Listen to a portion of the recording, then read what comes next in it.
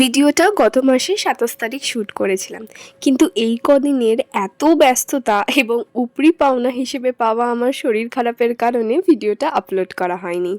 আজকে সকালে ব্রেকফাস্ট হিসেবে বানিয়েছিলাম এই স্মুদিটা। আমি যখনই কোনো তাড়াহুড়োয় থাকি আমি সবসময় এই স্মুদিটা বানিয়ে থাকি। এটা হেলদি আর খুবই ইজিলি বানানো যায়।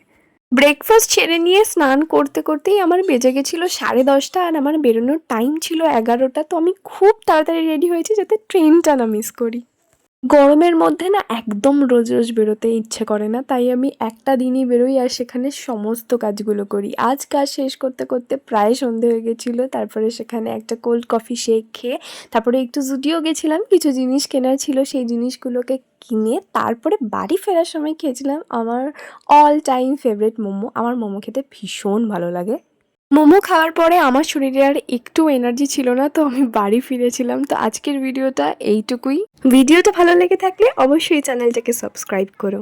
বাই।